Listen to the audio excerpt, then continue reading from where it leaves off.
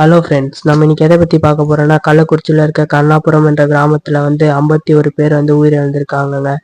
எப்படி இருந்தாங்க பார்த்தீங்கன்னா, கள்ளசாராயம் குடிச்சிங்க. அந்த கள்ளசாராயத்தில் என்ன இருந்திருக்குன்னா, மெத்தனால் கண்டென்ட் வந்து ரொம்ப அதிகமாக இருந்திருக்கு. அதனால என்னென்னா மூளையை பாதித்து கண்ணு ரெண்டுமே மங்கலாகி இறந்து போயிருக்காங்கங்க. அது மட்டும் இல்லாமல் 100 பேருக்கு மேற்பட்டோர் வந்து ஹாஸ்பிட்டலில் அட்மிட் ஆகி சாகிற நிலமையில இருக்காங்க. ஆனா தமிழ்நாட்டுல இத்தனைக்கும் கள்ளச்சாராயம் லைசென்ஸ் குடுக்காம பேன் பண்ணியிருந்தாலும், நெறைய பேர் இன்னும் அத யூஸ் பண்ணிட்டு தான் இருக்காங்க. ஆனா இதுவே நீங்க பீகார், கேரளாலாம் பார்த்தீங்கன்னா, கள்ளச்சாராயத்துக்கு ப்ராப்பரா கவர்மெண்ட்டே லைசென்ஸ் குடுத்து ரன் பண்ணிட்டு வராங்க. இந்த இறந்த காரணம் முக்கியமான என்னன்னா, அவங்க யூஸ் பண்ண பொருள் வந்து ரொம்ப கேவலமான பொருளுங்க. ஒரு கள்ளச்சாராயம் வந்து போய் போய் ரூ. 50, ரூ. 10, ரூ. 20லாம் வித்திருக்காங்க. அத குடிச்சு தான் இந்த மக்களுங்க வந்து இறந்து போயிருக்காங்க. ஆனா இதை யூஸ் பண்ணி பொலிட்டீஷியன்ஸ் இப்ப என்ன பண்றாங்கன்னா, ஒரு சாவுக்கு 10 லட்ச ரூபா என்று குடுத்துட்டு வராங்க.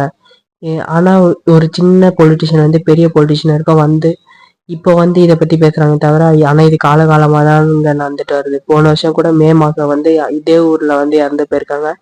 ஆனா அதை பெரிய இதுவாக்காம மூடி மறைச்சிருக்காங்க. இதை பத்தி உங்க கருத்து என்ன சொல்லி கீழே கமெண்ட் பண்ணுங்க.